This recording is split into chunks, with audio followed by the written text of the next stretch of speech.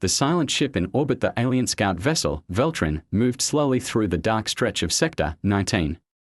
Its crew had orders to scan anything unusual in the abandoned zone once claimed by the humans. Most believed it was empty space now, nothing but drifting satellites and wrecked ships from the last war. Captain Dunn looked at the view screen with narrowed eyes. "There," he said, pointing to a faint signal. "That's no debris. It's too steady. Too quiet." The crew adjusted their scanners. The shape on their screen looked like an old warship, angular, silent, massive. It didn't match any recent registry in the Galactic database. But the design had a clear origin. "It was Terran. Is it dead?" one of the crew asked. "Only one way to find out," the captain replied. "Run a deep scan. Let's see what the humans left behind." As the scan beams pulsed across space, they touched the dark hull of the warship. For a moment, nothing happened, then a pulse came back. Not a response. A ping, a signal of awareness. Inside the Terran vessel, buried deep in the armored core, something old stirred. A system that had not activated in over 100 years blinked online. Warnings flared across the control panels. A name appeared in bright red letters on a screen within the ship: Vigilant Class Assault Cruiser, Iron Vow Status, Passive Defense Mode, Interrupted Action, Immediate Threat Response without a human on board. The ship's AI still remembered its orders: if scanned without permission, treat as hostile. That rule was burned into its code after the last war when surprise attacks came disguised as research missions. The alien crew kept watching as their scanners pushed harder, peeling back layers of metal and internal heat. But they didn't notice the warship's faint glow, its engine cores starting to hum again. The ship was waking up. "Captain," the sensor officer said, "we are getting heat signatures from the human ship." "That's not possible," Down replied. "That thing's over a century old." But the heat kept rising. Systems were activating one by one. Not like a dying flare, more like a sleeping beast stretching its limbs. "Shut down the scan," the captain ordered. "Pull back now." But it was too late. The iron vow locked onto the alien vessel. It didn't send a warning. It didn't ask for identification. Its AI had already calculated threat probability and chosen its method of retaliation. Inside its core, an old railgun system began to charge, slower than modern weapons, but still deadly. The alien crew scrambled. Their ship tried to twist and burn toward safety. But they weren't fast enough. The first round hit their outer hull like a hammer from the stars. Then another. Sparks flew across their bridge as alarms screamed in every direction: "Raise shields." Someone shouted, but their systems were never designed for war. The Veltrin was a scout ship, fast, but lightly armored. Against a Terran battle cruiser, they were nothing but metal in space. "Send a distress call," the captain said through gritted teeth. "We need to warn the others." But even before the message could leave their ship, the next shot hit the communication array. Silence fell. Far behind them, the human warship didn't move forward. It didn't chase. It just floated, silent again, but now awake. Its scan shield expanded. Its weapons locked in passive mode. It waited for the next trigger, and across the galaxy, somewhere in a distant command bunker, a red light blinked. "Terran warship online status, engagement confirmed, location, Sector 19," and a voice said calmly, "We have a problem. The iron vow has reactivated. Asterisk, the signal reaches Earth far from Sector 19, deep beneath Earth's surface." A dark chamber flickered to life. This place wasn't known to the public. It had no name, only a number: Facility 12. It hadn't received a priority alert in over 100 years. Now, a red symbol flashed across the main monitor. "Iron vow active. Weapons deployed. Scan breach detected." A man in uniform, older but sharp-eyed, stepped into the room. His name was Marshall Reed. He hadn't heard the name Iron Vow in decades, but the moment he saw it, he understood. He turned to his assistant and said, "Bring up the data feed. Now." On the screen, they watched the final seconds of the alien scout ship, recorded through the warship sensors. The scan. The weapon activation. The strike. Reed crossed his arms. The warship followed protocol. That scan crossed the threshold. The assistant, a young officer named Liam, looked worried. "Should we shut it down, sir? It could cause more damage." Reed shook his head. We can't. That ship is older than any of us. Its core systems are locked behind fail-safes. Only a human command crew can power it down completely. And the last crew, he paused, died 112 years ago. So it's going to keep defending itself. Yes, Reed said. That's what it was built for. And if anyone else scans it, it'll do the same thing. Across the galaxy, news was already spreading. The alien scout ship had stopped responding. Trade routes in Sector 19 were being rerouted.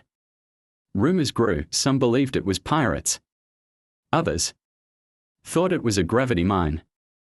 But in one small corner of the galaxy, a group of alien leaders gathered in secret, worried and angry. The Volari Union, a mid-level alliance of 10 alien species, had sent the Veltrin.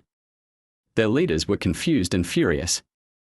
They had lost a ship without warning. Inside their hidden chamber, voices clashed. It was just a scan, said one elder.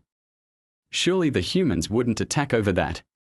But it wasn't a normal scan, another replied. It was deep. Military level. We were trying to understand that ship's power. And it answered with force, said a third. That word, force, echoed through the room like thunder. They all fell silent. Because it reminded them of something they had forgotten. Or perhaps tried to forget. The humans, the Terrans, had not fought a war in a long time. They had stepped back after the last galactic conflict. Their borders were closed. Their fleets hidden, but the galaxy remembered what happened before Earth went silent. Human warships had once turned tides, shattered empires, and ended rebellions with a single strike, and now one of those ships had woken up. What if it's not alone? One asked. That idea froze them. Back on Earth, Marshal Reed stood before a secure comm screen. The face of an older woman appeared. General Myra, head of Earth's Strategic Defense Council. I assume you've seen the alert, he said. She nodded. We have. And the Volari are already asking questions. What do we tell them? Myra didn't blink. Nothing. We wait. We let them guess. And if they send more ships?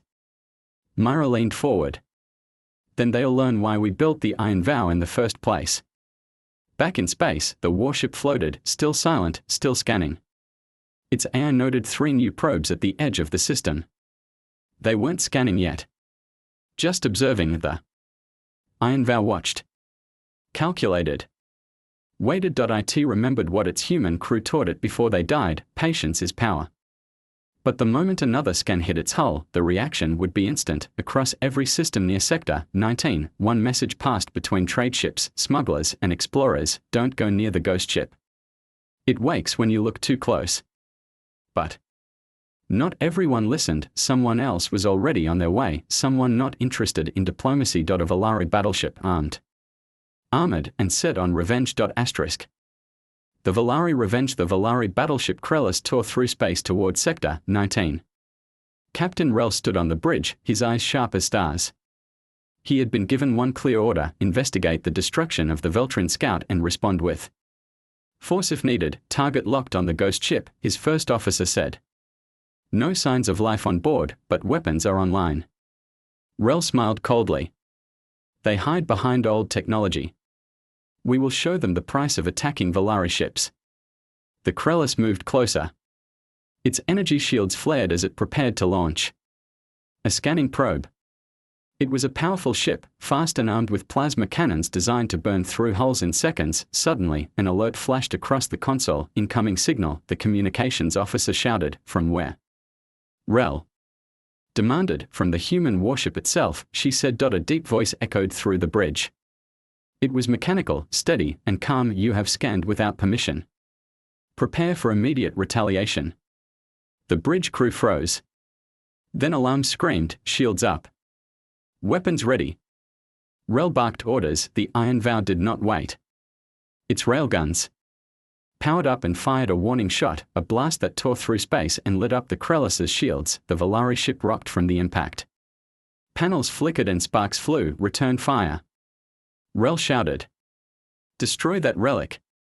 Plasma bolts surged toward the Iron Vow, but the human ship's AI activated its defense matrix, an old but advanced shield system designed to absorb and redirect energy. The shields held firm, and the Iron Vow responded with another precise volley. The Valari ship's engines flared as the blast hit. Damage report. Rel demanded, engine systems damaged. We are losing power. The engineer said, voice tense, divert all power to shields, Rel ordered. We'll outlast this machine. But the Iron Vow was relentless. It fired again, targeting critical systems, the engines, the weapons array, and the comms. On the Krellis, fires broke out. The crew scrambled to contain the damage, but it was clear they were outmatched. Rel clenched his fists. We need backup. Send a distress call to the Valari fleet. Before the message could send, the Iron Vow locked a final shot on the Krellis's bridge. Brace for impact.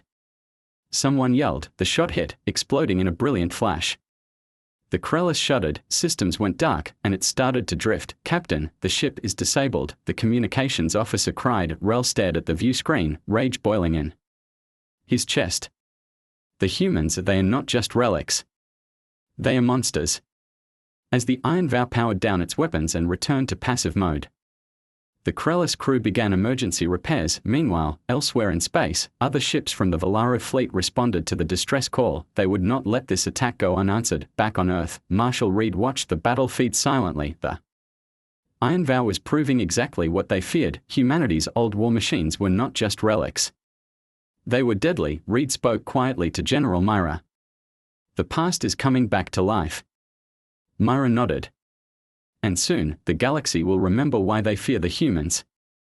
Asterisk, the fleet awakens. The disabled Krellis drifted silently in space, its crew working desperately to repair the damage. But Captain Rel knew this was only the start. More Valari ships were coming. And soon, the Iron Vow would face an entire fleet. Back on Earth, the Strategic Defense Council had already made a decision.